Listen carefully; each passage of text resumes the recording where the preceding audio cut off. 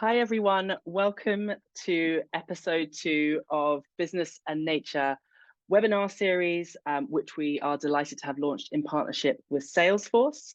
The aim of the series is to really support businesses of all sizes, sectors, and across geography to cut through the noise and help understand key insights and information and how to on critical topics for business on nature as something that obviously is really now moving up the corporate agenda, which is a pleasure and a delight to see. We're going to now pull up, if we can, Millie, the agenda for today's webinar. So our topic today is mobilizing the C-suite behind nature. What's the real business case? And we are delighted to have an all-star panel joining us today, all of whom are leaders who will be sharing their experiences and learnings, both as leaders who sit on boards and influence boards.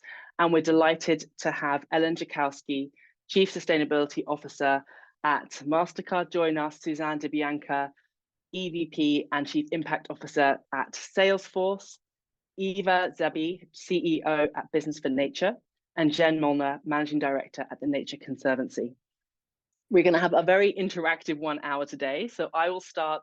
I'm the founder of Wonderoom, Murray Carhill, working with leading businesses around the world to create and communicate their nature positive impact.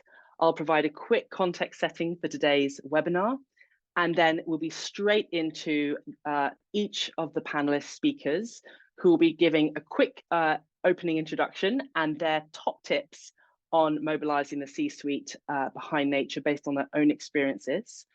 And again, we recognize and we're so thrilled to have so many different businesses from around the world join us, and recognizing that businesses are all on their own journey on nature and at different stages of that journey. And really the insights today will hopefully be able to meet people wherever they are on that journey and be applicable and useful how-tos and insights that you can take forward with your teams as well. After each of those short presentations, we'll be moving to a panel Q&A, which in episode 1 was extremely interactive and brilliant questions. So we look forward to another round of that. And what we would encourage, because we are keen to make this interactive, is if as we go through the presentations, if you could please, as everyone joining, do add your questions for the speakers and for the panel into the Q&A box as we go, which means we'll be gathering all these great questions. And then when we get to that interactive session, we can actually use those as a baseline for discussion. If you have broader comments and points for interaction, please add them into the chat box. But questions, please do add into that Q&A box as we go. We will then close out with some top tips and resources to navigate your nature journey. When we look at this question of what's really driving nature's rise in the boardroom, I won't go into this in too much detail because I feel that each of the speakers will pick up on these points. But from our side, what we're seeing through our work certainly is there's a growing and fastly growing recognition of business interdependency with nature and business, and obviously nature's interdependency with climate as well. There's growing investor pressures and mandatory regulation. And interestingly, on the growing investor pressures, you know, we see BlackRock now, for example, factoring in water into their valuation of their assets, and actually in their view saying that about 2/3 of corporates are not adequately understanding and factoring in their water dependencies into their business. We're seeing increasing customer and employee expectation for action, which is having a commercial impact. C-suite, being human beings, and right, of course, are visibly in their own worlds and lives, seeing those effects in very real ways in terms of climate change and biodiversity loss. And we can only look at that this summer to see that in full force. And of course, the growing recognition that nature is an opportunity for value creation beyond just risk. And if we then, moving to the next slide, recognize also that, of course, though, it's not a one-dimensional picture, because of course nature is also coming up against challenges in the boardroom in terms of what we're seeing and hearing ourselves. I mean, the political question right now on climate in many countries across the world, given the economic pressures, is very real, and Generation Investment Management, as I'm sure many of you saw, came out with quite a strong position on that a couple of weeks ago, given the importance they feel for investors on climate action by business. The scale of investment by business on nature is coming up against other business demands. And of course, there is the complexity of data and metrics, which, whilst evolving fast, particularly technology-enabled data and reporting and metrics, is nonetheless still a challenge. And of course, there's the sort of broader resourcing and internal expertise for many businesses that remains a barrier. And then last thing I would just say, if we move to the next slide, is what's really interesting, though, is this momentum for nature's rise and engagement in businesses and the boardroom is really just set to continue. It's great to see companies adopting the TNFD recommendations following launch in September. The Nature Action 100, so 190 investors managing $24 trillion of assets, have set out their expectations for companies on nature, starting with what they deem to be the 100 biggest companies in the world in terms of key companies for nature, which includes board reporting essentially, and governance measures. And we'll be hearing more from Eva today on its Now for Nature, a global campaign to rally businesses to develop and publish a nature strategy. Interestingly, also on the right-hand side of this slide, business governance is really evolving in some interesting ways. Obviously, we all saw the recent Tim Cook Apple advert with nature visiting the boardroom. I think actually, though, if we look at some of the actual governance interventions, we see obviously Patagonia making nature their sole shareholder.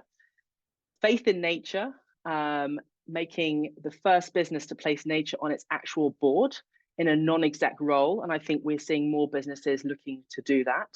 And Willicroft actually making nature their CEO in 2020. So I think there's also some really interesting governance moves being mirrored by business to reflect this growing interest in nature. So hopefully that gives a nice, interesting sort of overview of some of the key drivers. And now to each of our business leaders and panelists to share some of their insights. So over first to Ellen Jakowski, Chief Sustainability Officer at MasterCard. Thank you so much, Ellen. Over to you. Thanks so much. So excited for this conversation today. So in terms of the way MasterCard thinks about our relationship to nature, obviously, as a company in the ecosystem on planet Earth, we have a distinct connection to where we live, to our planet. And we're very focused on building an inclusive, sustainable digital economy as one of a very powerful payments network with lots of partners. And just to give you an example of the scale that we're talking about within my company, we have 90 million merchants on the MasterCard network, 20,000 banking partners, and over 3 billion cardholders. So there are about 8 billion people on planet Earth. MasterCard has a relationship with over 3 billion, almost half. And we can see the consumption patterns, right? And in terms of, again, that relationship with nature, in terms of what we are all consuming and using on the planet, obviously comes from materials found in nature. So we also are very aware of climate science and the fact that 30% of the solutions to tackle climate change will be coming from nature. So it's a very powerful tool that we see in terms of how we have a responsibility and an opportunity to incorporate natural climate solutions into our strategy in terms of how we're tackling climate change. So our big strategy is focused on sustainable consumption, given again who we are, our role in how we inspire, inform, and enable action. So as part of that strategy, and the inspire piece is really about changing the narrative here. How do we create sustainable, fulfilling lifestyles, the standard that we all reach for?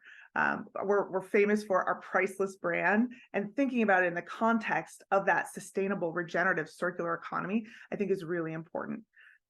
Informing, how do we help our cardholders as well as our merchants understand the actions that they are taking in terms of what they're consuming and the impact that that has on our planet and on nature?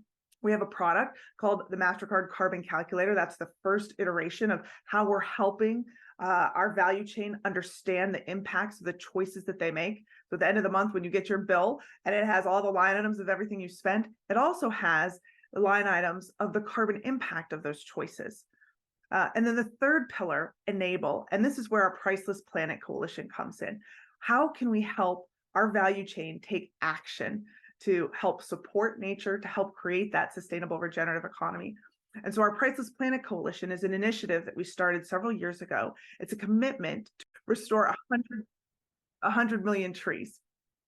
And as part of that, we've partnered with Conservation International and WRI as some of the leading experts who can help advise us in terms of how we do restoration right. How do we set the highest integrity possible for our programs? That coalition, because we recognize, one, we can't do it alone. Two, of course, we brought in CI and WRI because we aren't experts in restoration. That's not our competency. But what we do have to offer is this very valuable, very powerful value chain and lots of partners that are part of our ecosystem. So the coalition now is meant to bring together many of those partners in the financial services industry. Many of our merchants come together to take action for nature and how we enable that action as part of our broader sustainable consumption strategy. So we now have 18 projects all around the world where we're doing restoration together. In terms of, mobilizing the C-suite, and where I sit at MasterCard, our board, our CEO, our executive leadership team, they're extremely committed to this. So I don't know that I need to do a lot of mobilization. They're already thinking about this and some of the points that were put up on the slide earlier about, why is this relevant? They see this as an opportunity, as a responsibility. They're also, as mentioned, they're humans on the planet. Our headquarters are in New York. So they all have the air quality issues from the smokes from the wildfire coming from Canada over the summer. They felt the extreme heat. There were floods going on. So wherever you are in this world, you're feeling the impacts of climate change, and our leaders are no different. So in terms of the focus that I have, one is communicating the urgency while maintaining optimism. And that links directly to the inspire piece of our strategy. How do we make sure people understand 1.5 is still within reach? Right? Even though we are all feeling climate change, there are things we can do and we must do them right now with urgency, and it's possible. The second, frame nature-based solutions as a business and reputational opportunity. We realize that the business that we're in, I mentioned the scale, the 3 billion plus cardholders, and all of the things that we are in a strong position to do to help influence that behavior change towards a more sustainable, regenerative future. Third, partner with experts to bring insights and credibility. Mentioned our Priceless Planet Coalition. We could not do this high level of restoration if we didn't find the best experts in the world, CI and WRI, to help us set the standards, to help us innovate one of the best monitoring frameworks that we have. They bring the credibility, and we really do rely on those capabilities, kind of bringing them into our ecosystem to help us lead. And then finally, leverage your unique strengths and partnerships to maximize impact. That's why we created the Priceless Planet Coalition as a coalition. How can we scale faster? We can do it when we bring all of our partners together. Thank you so much. Thanks, Ellen. And now, if we can move to Suzanne, please. Hi. Thank you so much, Mairead, for moderating this, Ellen and Evan and Jen for participating. We've been on a climate journey for over a decade, like many of our corporate peers. And frankly, we've learned, so much from the other panelists on this call.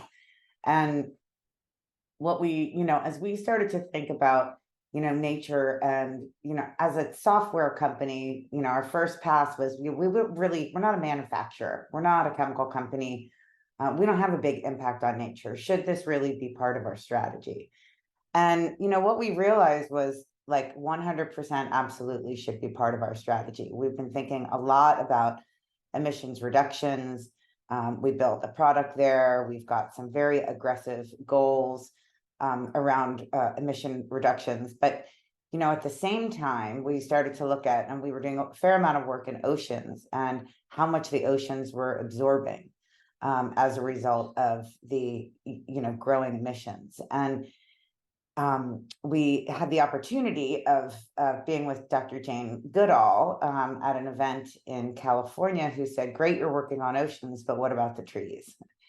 And so we thought, good point. We should be thinking beyond our carbon offset program, because we did a fair amount in nature-based solutions, but also things like clean cook stoves and other projects, and we thought, we really need to learn. So we, brought over Tim Christopherson, who some of you know from the UNEP, who ran the nature programs there for 15 years. Incredible executive, so lucky to have him on the team. And really, he said, we need a robust strategy around nature that is aligned to our climate action plan. And so that's really the journey that we've been on this year.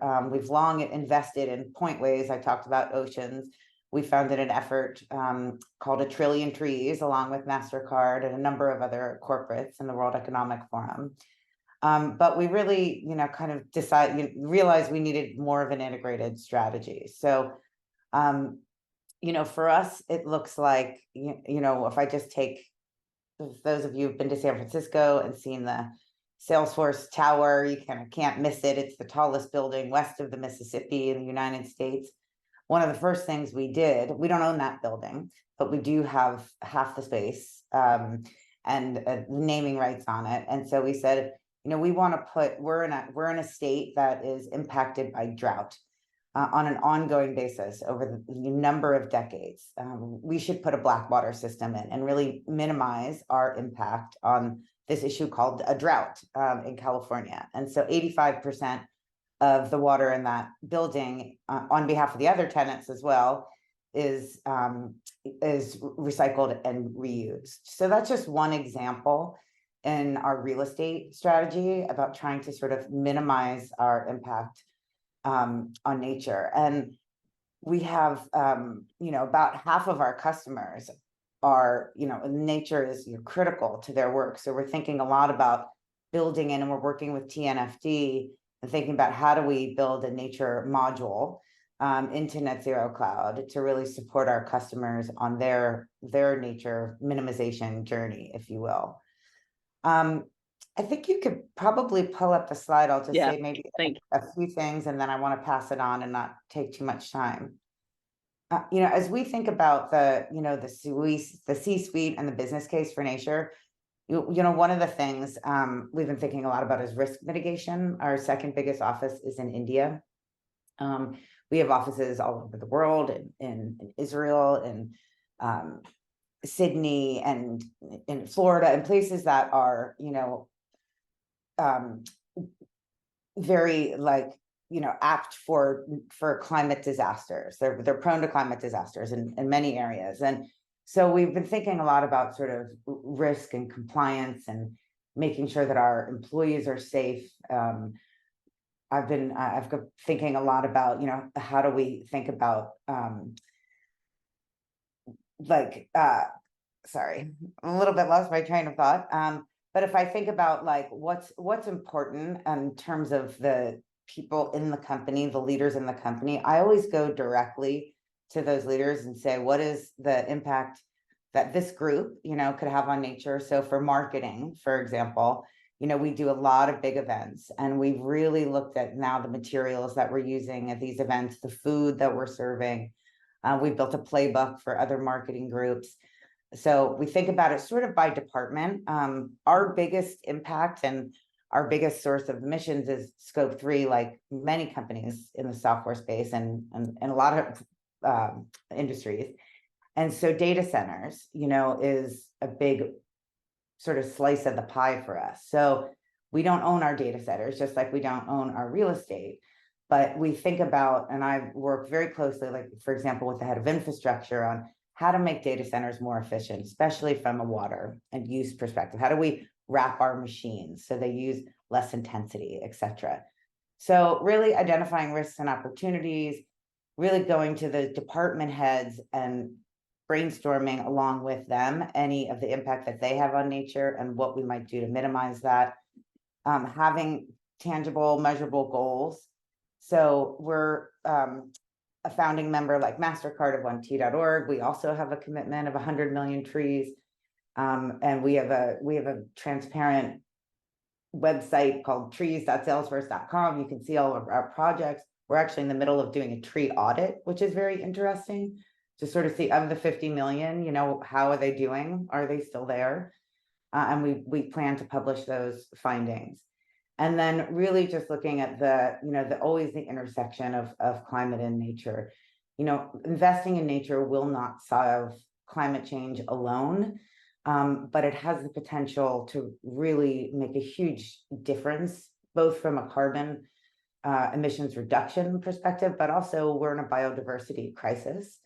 And we really need to preserve nature as it relates to things like livelihoods. And we love mangroves as an example because, they not only draw down carbon, but they provide storm protection and food, etc. So really looking at, how are we thinking about our climate change mitigation and, adaptation plan?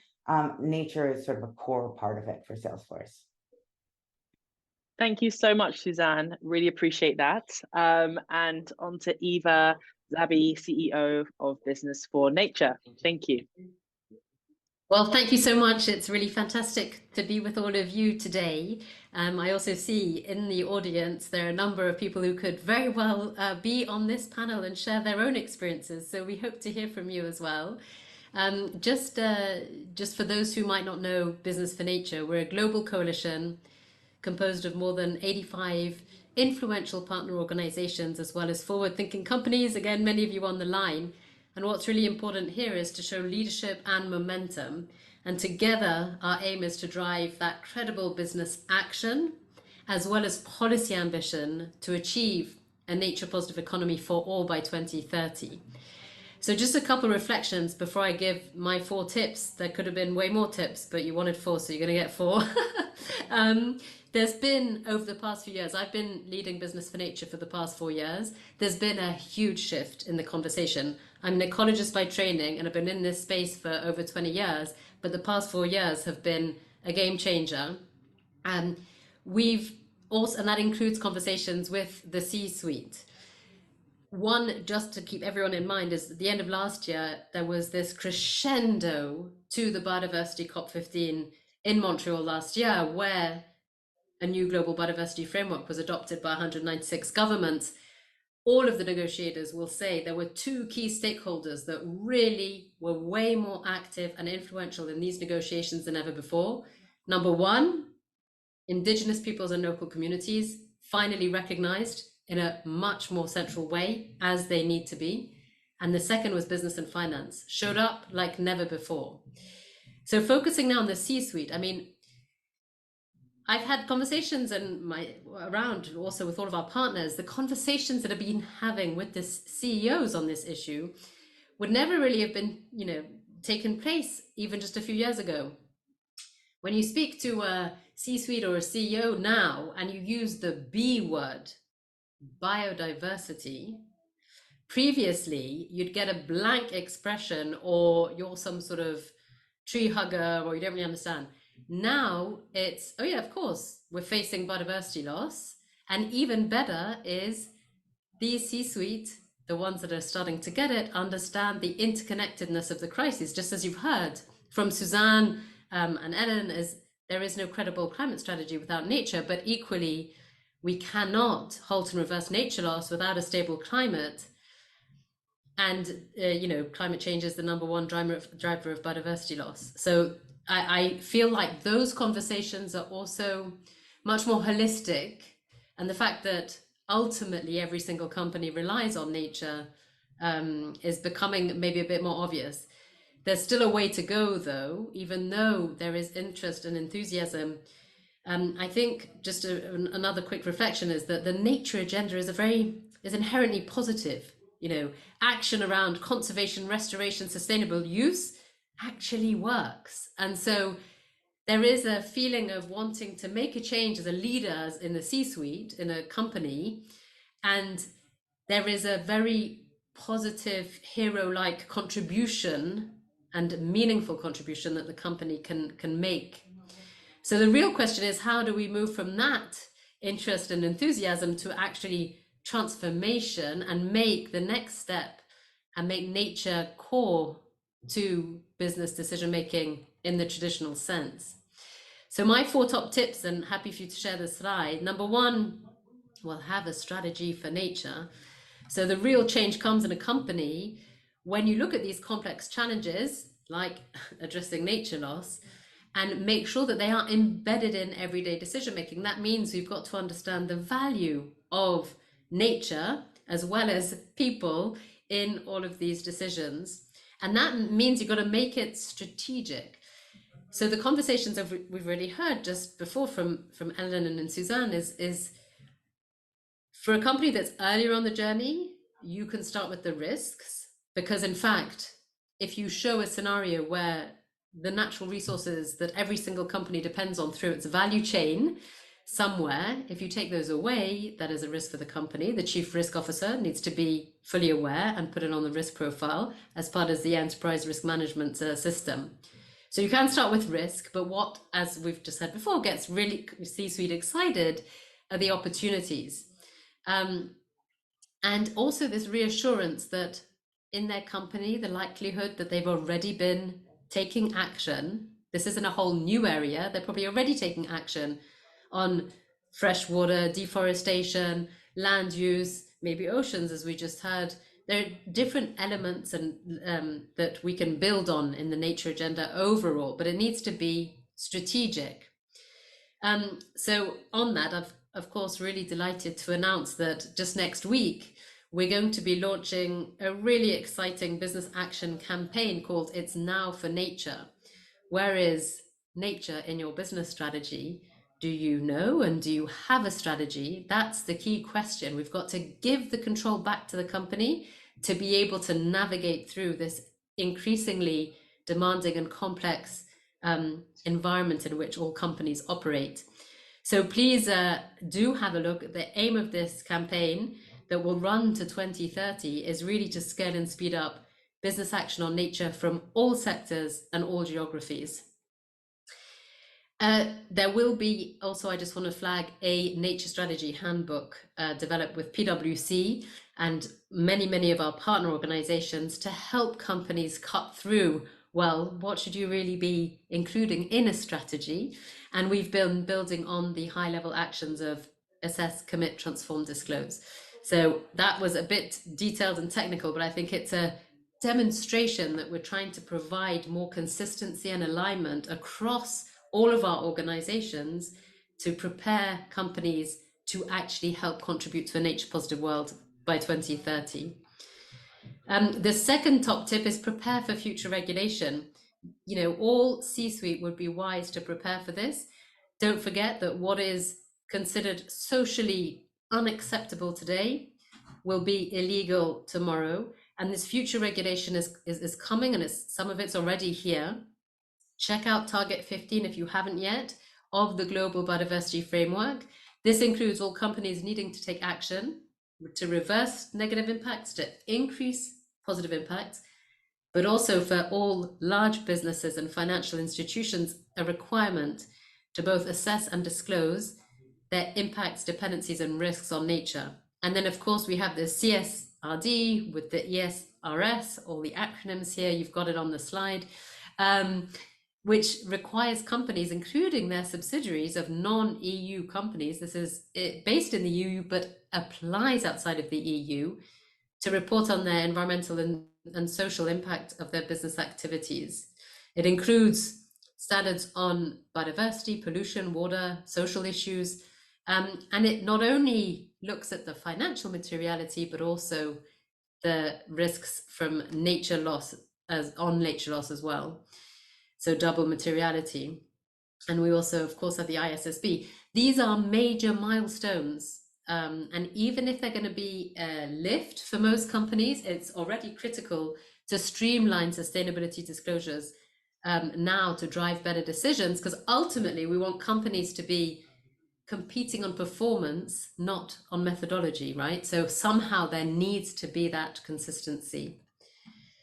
And the last two, I think you're probably fully aware of: attract and keep the best talent. We know, nearly 9 in 10 Gen Zers and millennials say they'd leave a job to work somewhere else that just better matches their values. We know that. So keep and retain the best talent. That's a real differentiator. Any company knows that. Any C-suite knows that. And then join the growing momentum.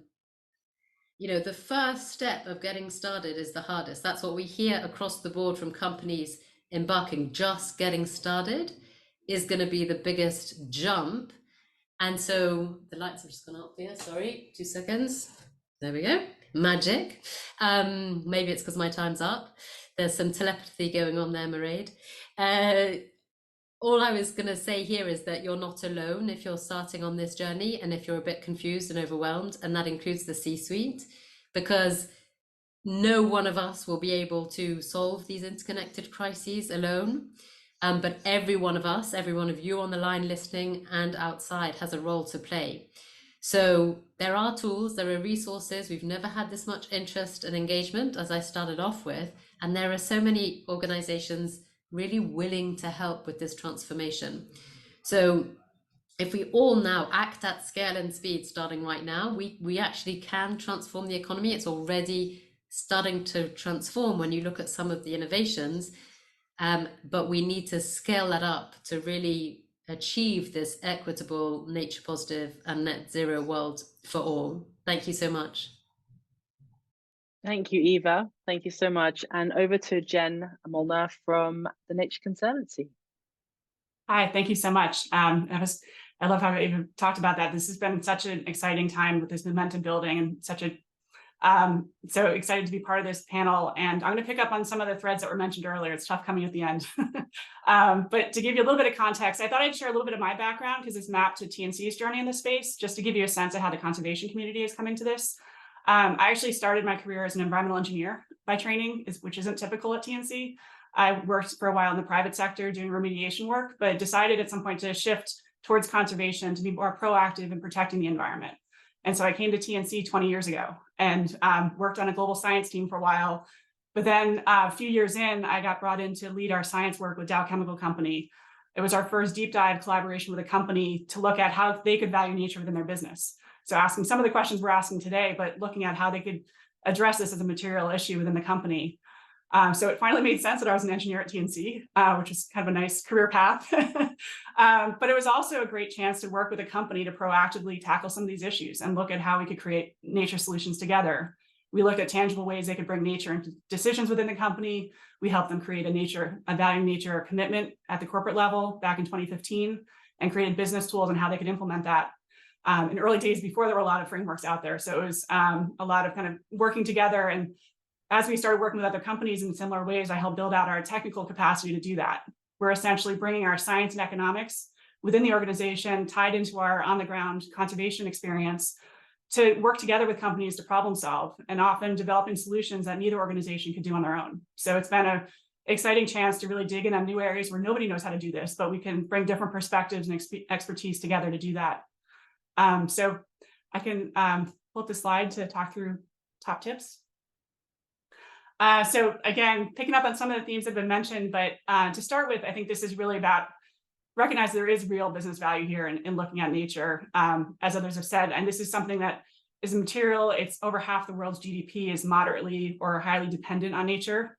And it's going to look different for different sectors, but really important, as Ava was saying, to look at those risks within, whether it's supply chain interruptions, vulnerability to extreme weather. There may be risks out there that if you're not looking at the intersection with nature and your business, that you just might not see until it's too late. But there are also a lot of opportunities. One cool example that came out of that project with Dow preceded the project with Dow. Actually, back in the 90s, they actually decided to construct a wetland at one of their sites in Texas instead of building a wastewater treatment plant. And they saved money up front. It made sense economically. They saved $40 million in capital costs. But they went back later to look at what were the overall savings over the operation and maintenance of the wetland, and found they saved $280 million. They don't need electricity to run the wetlands. They don't need staff on site 24/7. It was a lot cheaper. It was meeting the business need. It was meeting the regulatory requirements in terms of water filtration, and also had habitat value in a critical area along the Gulf Coast where a lot of migratory birds could use the wetland. So it was a great example of kind of nature coming in and providing a business solution. It made sense economically and provided a lot of additional benefits to the community, to wildlife. And second, others have mentioned this connection to climate change. I think this is an opportunity from a kind of strategy development side to build on experience within your company of looking at climate change and getting into climate action. But also really, really important to be looking at these together. They're not always linked, but there's a lot of ways that they intersect, and you often can't address one without addressing the other. There are opportunities and synergies, as was mentioned. You can look at nature as a solution for climate change, whether you're trying to capture carbon or adapt to impacts from climate change. I think it's also really important to make sure you're not missing things, you don't have blind spots, particularly when you're looking at climate solutions that could have really significant negative impacts on nature. For example, if you're looking at shifting from petroleum to biofeedstocks or renewable energy, that can have a really big land footprint. So by taking an integrated approach and bringing nature into those climate strategies, you can make smarter decisions on designing that. For example, looking at expanding those activities in areas where land has already been degraded and you're not converting habitats. So really important to be thinking about those issues together. And then just touching on, I think there's a lot of really exciting opportunities to collaborate in this space. You've already heard a number of them on the panel. This could be within your value chain, working with other companies to create shared solutions. But also, I'll just reinforce that, think in new ways about the types of expertise and partners you can look to, including in the conservation space, to really complement the perspectives and skill sets you have in-house and bring new perspectives and new views on some of these issues. And then just building on Eva's point on the retaining talent and customers, just as a cautionary tale, Yale has done some surveys of global business school students and have found that almost half of them are willing to take a pay cut to work at a company that is more better on the environment. And 20% were not willing at all to work at a company that has bad environmental practices, no matter what they pay. So there's a real risk here that you're missing out on top talent if you're not stepping into these spaces where there's rising expectations that companies should be acting. But I think there's also huge opportunity and there's a lot of passion. So a lot of chance to bring in new ideas, new energy, to create solutions as your companies are looking at how you can contribute to this future where nature, people, and our private sector can thrive together. Thank you. Thank you so much, Jen. We'll now move after, I think we covered a really great landscape there of different insights and perspectives, both from within the corporate experience and then from outside in, so to speak, as well, bringing in the Business for Nature and Nature Conservancy perspectives. We're now going to move to an interactive panel Q&A. So do keep adding your questions into the Q&A box, but I think we'll get started with one raised by Nick Astor at the top of the session, which was actually for MasterCard. So Ellen, I will pass it to you. And it is, what can MasterCard do to drive more sustainable behavior by purchasers of goods and services? And the second part question of, how does MasterCard proceed to account upon their carbon emissions? So that's the two pieces coming forward. And so over to you, Ellen. Sure. So good questions. And I mentioned a little bit about our strategy around sustainable consumption: inspire, inform, and enable. And those are the three areas where we're building out specific actions for us to take in terms of our messages to inspire, the ways we can inform. And I mentioned our first product, the MasterCard Carbon Calculator that we have available. And I think like that is a very tangible example. We've deployed it in Europe. And we've made it available to all of our issuers, where again, that provides specific information at the end of the month. You know, you get your list of every single line item of what you've purchased and the financial impact, and then the line items of the carbon impact. Now, right now, in its first iteration as a product, the data there for the carbon impact, it's only as good as the data we can access, right? We don't own that data. Right now, we get it from a third party. The Allen Index is part of our partnership with Economy, which is the partner that we've used to build the carbon calculator. So that information is at the sector level. We're moving it to the merchant level and eventually down to the SKU level, so that people will have the best information to make choices.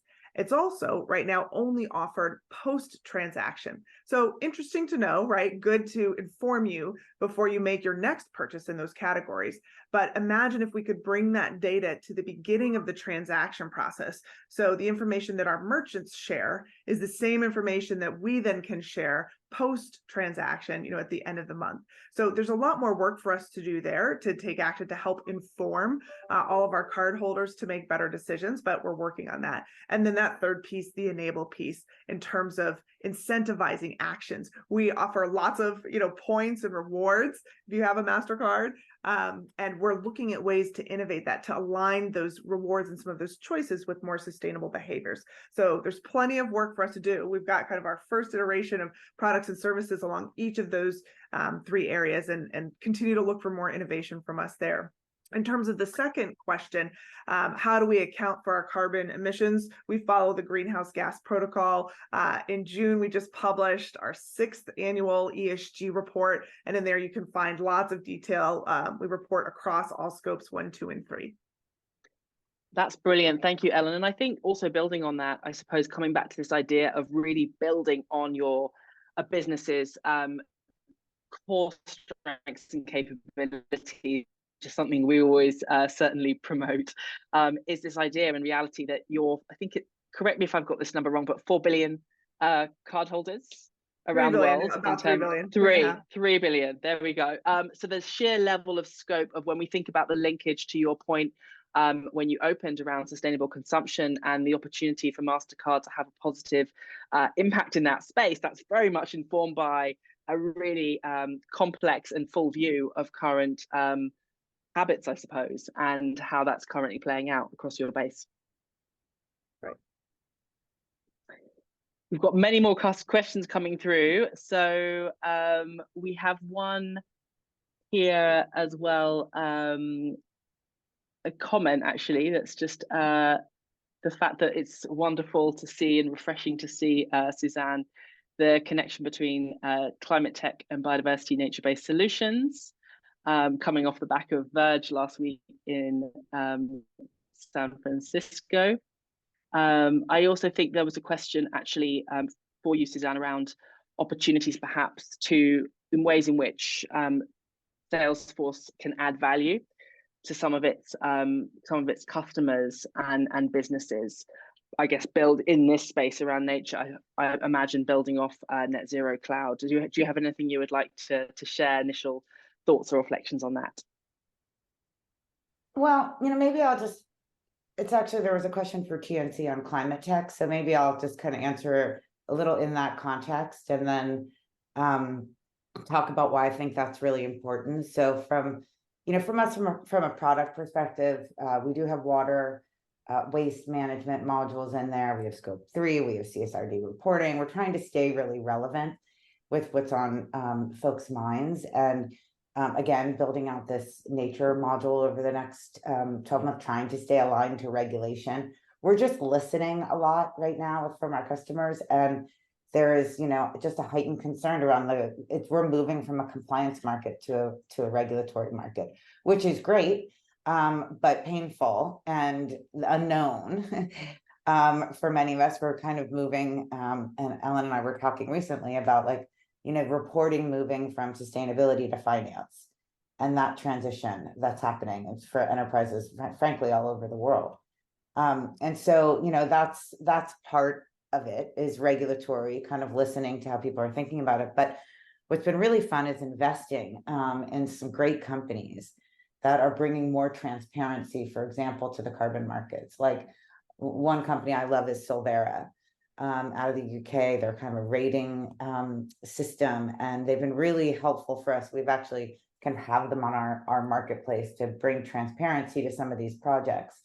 So there's this kind of new growing group of climate tech startups in the nature state space that are not only adding to our product in that example, or to our customers' ability to bring more transparency and frankly education to their carbon programs, but there's just, I love Pachama as another company that we've been doing a lot of work with. And so in the climate tech startup space, I think one of our jobs, and this is partly what I report back to the board, although we look at our ventures portfolio in full, is performance of some of those companies that we've invested in. But I'm really excited about some of these entrepreneurs and the work that they're doing to both bring transparency to the nature space, but also in some cases they're using drones to plant seedling packets and try to do that at scale. So just a lot of innovation that's happening, and we're learning a lot. There's a lot of failures, a lot of great work as well. Brilliant. Thank you, Suzanne. And I think that then segues nicely into the question and point on over to you, Jen, on actually looking at climate tech startups. A comment that by Adele Novak is investing 155 million into climate tech. What is your perspective on climate tech startups and investing in new technologies? And is there a way for TNC to further pave the way for other NGOs in this space? Obviously, climate tech innovation, broad space, but is there anything you would like to add to that, Jen? Yeah, no, I thought Suzanne had a great view on why this is really important to be able to foster that innovation in that space. I did want to point out, as some of my climate scientist colleagues would point out, that we're also working on the original climate tech of trees and other plants that are capturing carbon. So there's a lot of kind of intersection there of how does this tie in, and looking at how we tap into that as well. But yeah, I think that, you know, when we look at climate, we look at nature and biodiversity, it's really all hands on deck. We need a lot of innovation and a lot of different approaches. And some of that's working with big companies that have a huge footprint or big impact through their work. And some of that is fostering innovation with individual startups, whether it's through our endowment investments, like in the question, or increasingly our corporate engagement team is looking at how we can directly work with some of them to identify where there's opportunities. Obviously a higher risk area, but not all of them work out the way they're intended to. But I think if you're aimed at credible outcomes and measuring progress towards that and figuring out how to learn from where things don't go right, I think it's a really important space that we should all be helping think how we can help foster that innovation. Yeah, I think that's brilliant. And also, I suppose, as you quite rightly picked up there, Jen, you know, trees, wetlands, mangroves, they are all technologies, nature technologies, though, of course, in terms of how we think about enabling that final impact, then of course there's some really powerful technologies that are coming through in the data metrics reporting space, all of which are aiding that effective end impact ultimately. So it's potentially a really nice fit there. Over to you, Eva, because we have a question from Patrick, which he says, when making the business case for nature, how important is having a unified methodology to value those ecosystems and dependencies? So really that question on the importance of a unified methodology. So much. Actually, when it's C-suite, I don't think it matters that much. I think C-suite are more into the vision and the strategy and the risks and opportunities for the business. And there needs to be a sense of comfort that the way the company will measure is going to be based on science and be credible. And that's where it goes back to Ellen's first point about partnering, right? But it's more the teams also below the C-suite that then really need to make sure that there is more alignment. And maybe with that argument, so that's my perception, maybe others on the line disagree and those listening, but it's not the most exciting engagement to get the C-suite involved will be on the methodology side. The regulation, yes, will be of interest because they need to comply, and competition, and then the ROI of natural infrastructure is so much better, as Jen was explaining. It's the most cost-effective kind of natural technology that you can make a good case for. So yes, I think just one other thought, looking at the questions here as well, is just you've got to find the right hook with either at even a personal or at the business level to the C-suite, the person you're talking to. And that can be climate, but it could also be on the social side and underpinning all of this social inequality or food shortages or cost of living or whatever. You realize underpinning everything is the foundation of nature and the health and status of our natural environment. So fresh water might be one. So you need to sort of find the right hook and then go and broaden the agenda when you engage with these very senior leaders. I love the question. I know we're running out of time, but I love the question also from Emma on just what kind of questions others at these companies are getting from investors. And that also is a trend that for the C-suite also helps in the discussion for sure. Brilliant. Thank you, Eva. And I think there's also a question that's mentioned a couple of times here, in essence, around how nature's being factored into any carbon offsetting that companies are doing. So I think it would be interesting that this varies vastly across company and across different types of programs. But if there's any reflections there, perhaps Ellen or Suzanne, that you would like to share on that connection between nature and your carbon offsetting initiatives or programs of work? Yeah, I have maybe a short answer there. We actually don't account for significant carbon offsets at MasterCard. We're very focused on reduction at this point. So we don't have a lot, like a big formal program in terms of offsets. We are, of course, though, taking action like through the Priceless Planet Coalition with our commitment to forest restoration.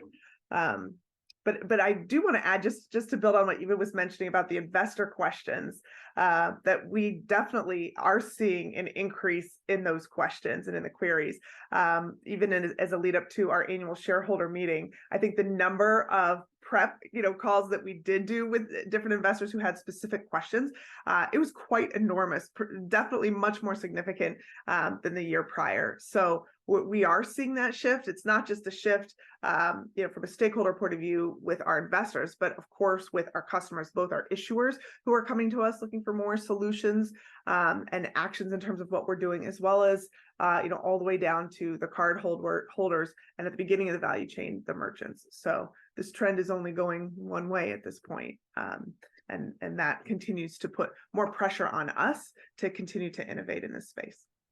Absolutely. And I guess final question, because we've had wonderful ones asked throughout, but we're coming soon to the top of the hour. But to close with the final question here is around how can companies approach communications on their nature strategies in ways that avoid greenwashing, which is a concern, obviously, that can extend beyond just nature strategies when it comes to business. But any reflection on that? Because obviously very few businesses have the answer on nature, if any. It's all a journey. So that question on how to best avoid greenwashing in comms, if the panel has anything they'd like to share, open to all and any. I'll say something about that, because the unfortunate, there's been some bad actors in the carbon markets.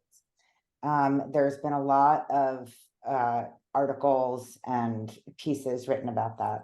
It's really, of the projects, my guess is probably 20% are, I don't have the math, but 80% are great, 20% are, BS or whatever you want to call it.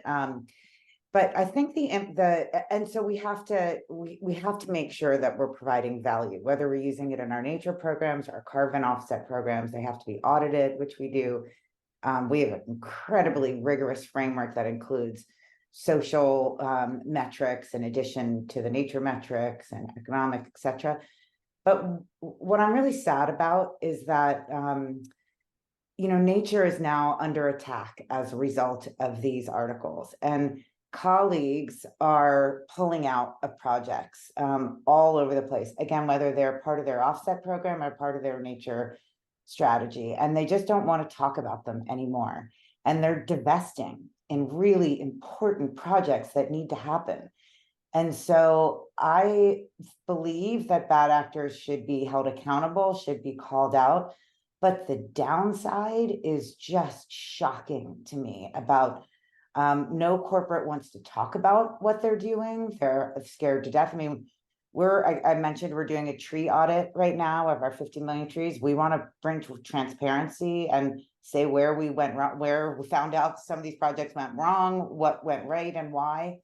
But that's scary to do for even Salesforce, who's pretty, transparent and open about learnings and, mistakes as well as successes. But I think that nature is under attack as a result of these negative articles. And I just see everywhere, left and right, people divesting in nature projects. And it's exactly the opposite, probably, of the intent in a way, to call out the bad actors, again, who should be called out. But I'm really, really worried now about the impact. And I'll just say one last thing on that, which I didn't realize, but Helen, I've talked to, who runs the climate group and put on Climate Week. What she said was, when corporations not only stop investing, but stop talking about what they're doing, it really kneecaps the NGOs from being able to work on policy and build up collaboratives. And I actually never even thought about it from that perspective either. So I just, it's like you can't throw the baby out with the bathwater in this area. And so, but there is, green hushing is a thing now, and it's really hurting NGOs, and it's really hurting a lot of these great projects all over the world. So I'm hopeful it's a moment and we'll get through it and we'll see some beauty, and great science is about to come out, and has been coming out. But that's what I see on the greenwashing side. Thank you, Suzanne. That's super helpful, and a great note to end this the Q&A piece on. We will just bring up a couple of final closing slides as we reach the top of the hour. I think we've covered a fair few of these. I think from a very practical perspective of having worked also with businesses to develop their nature strategies, building on technical guidance, etc. I think a few things that we've talked about today, and we generally say, as again, thinking about people on the call who are now going to be looking to mobilize their C-suite, or already are, or building their nature strategies. First is just that taking an integrated approach to nature as part of climate, as part of the broader business plans, really focusing on your individual business strengths and areas for greatest impact first. To actually three, really look at and identify and be creative in looking at opportunities for that business value creation. Obviously, risk management is important, but there's quite a breadth of opportunity from looking at supply chain resilience through to looking at opportunities for new products and services and offerings that can support and enable your customers on their journey, through to looking at how to powerfully engage people in ways that add value and help attract and retain talent. So obviously we're talking at the high level here, but the really exploring and focusing on those areas is where we see the difference between a strategy that ticks the boxes and is technically correct versus a strategy that actually inspires and engages and excites the C-suite and your customers and your teams. Certainly bringing suppliers, customers and teams on the journey is important. And again, looking to do that in quite an interactive way so they feel actually part of an agent to that change rather than it being told to them, so to speak. And lastly is what we heard on the call today, which is very much don't wait for the perfect. Whether it's data, metrics or regulation, it's coming thick and fast now, and actually getting on the front foot and starting is hugely beneficial to put you in pole position as more regulation comes through. And to close it is a slide with some useful resources which Millie has kindly shared in the chat box, so you can just copy and paste that if you want the live links. But it's to recap Business for Nature's It's Now for Nature campaign to rally businesses to develop and publish a nature strategy launching November 9th. You can access Salesforce's Nature Positive strategy, which they made open source, including guidance notes, and that's also in the link at chat box. There's opportunities to join Salesforce, MasterCard and others on the 1t.org journey to accelerate the trillion tree movement with integrity. And there's our newsletter at Wonderoom with insights and opportunity for business to create value with nature. And of course, we love having you on this journey with us and appreciate your engagement on the webinar series. You can access episode 1, which was actually on the benefits of building a nature strategy. And we would welcome you to join us for episodes 3, 4 and 5 all coming up. And if we go to the final slide, we have the QR code there for episode 3, 1 week before COP28. And it is on From Forest to Oceans, what are the pioneering nature investments business need to know about. And you can sign up there, and we very much welcome you to join us. And we would just like to thank all of our brilliant panelists today. Jen, thank you so much from the Nature Conservancy, Eva from Business for Nature, Ellen from MasterCard, and Suzanne from Salesforce. We really appreciate all your insights, and thank you to all of you who attended with your sharp questions. Sorry we didn't get to quite all of them, but we thank you for your participation, and we look forward to seeing you on the next one. Thank you all.